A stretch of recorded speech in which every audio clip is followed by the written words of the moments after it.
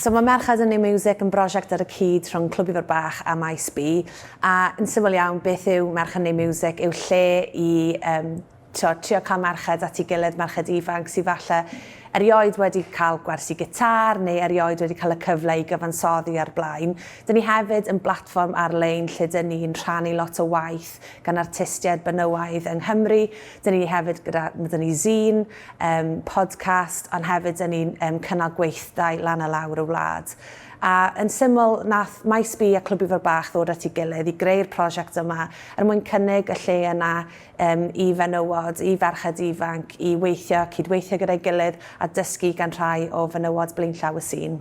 Felly, cyn Covid, oedden ni'n cynnal lot o weithgareddau gwahanol o amgylch Cymru, cyfle i ni groesawu merched ifanc mewn i lleoliadau gwahanol i nhw gydweithio gyda artistiaid gwahanol, cyfle i nhw gyfansoddi, trio DJ-o, pob math o bethau.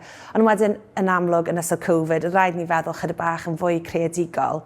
Felly, oedd Cat Morris o ddefo gweithio gyda ni yn Clwb Ifor Bach wedi lawnsio zine newydd. So, oedd y zine yma yn gofyn i unigolyn i guradu zine, a oedden ni'n rhoi platfform wedyn i artistiaid gwahanol yng Nghymru. A oedd y zine yn anhygoel, da ni dal i fod yn gwneud y nawr, a mae jyst yn ffordd creadigol a gwahanol i ymateb a rhoi platfform i menywod sy'n creu yma yng Nghymru. Mae'r podcast hefyd o ni'n cyfweld a gwahanol artistiaid, clywed i stori nhw, clywed i hanes nhw, pam bod nhw wedi dewis mewn i byd cerddoriaeth, pam bod nhw'n cyfansoddi, jyst ffordd i ddogfennu storïau y menywod yma. Ond beth sy'n gret nawr yw bod ni gallu mynd nôl a dechrau wneud y gweithgareddau gweithdai yma eto. A ni wedi bod yn cydweithio gyda'r urdd, gyda'r rhain, a maen nhw'n lot o hwyl. A mae jyst yn hyfryd gweld hyder merched ifanc yn tyfu dros y penwythnos a yn mynd mlaen i drio cyfansoddi a trio prosiectau newydd. So mae fe'n hyfryd gweld yr ymateb positif mae Merched yn Gwneud Miwsig wedi cael dros y blynydde. Fi'n credu oedd angen rhywbeth fel hyn ar Gymru i fod yn onest, rhywbeth o platfform sydd yn rhoi'r golau ar yr artistiaid anhygoel yma. Ond hefyd jyst ar llawr gwlad gyda'r gweithdai dyn ni'n neud, mae gweld hyder merched yn tyfu dros y penwythnos yn rhywbeth hyfryd i weld a mae'n space saff i nhw i weithio, cydweithio gyda pobl newydd, gyda menywod really talentog, a just lle i nhw gallu fod yn hollol greadigol ar liwt i hunan. Ond un o'r prosiectau sydd wedi bod yn hyfryd i weld yn esblygu a llwyddo a wneud yn anhygoel dros y blynydde yw prosiect Cathod. Nawr, nath y prosiect yma ddeillio o zine Heledd Watkins. Dwi'n cymryd yma'r ail zine nathon ni wneud.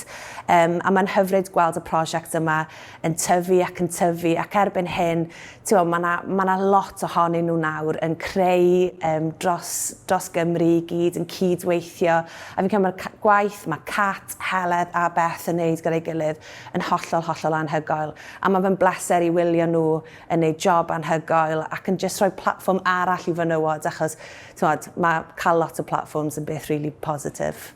So mae lot o bethau gyda ni'n dod fyny gyda Merched yn Gwneud Miwsig. Mae yna lot o zines newydd yn mynd i fod yn dod allan, eleni yn ymwedig am bod Eisteddfod Ceredigion yn gallu digwydd eto eleni sy'n really cyffroes.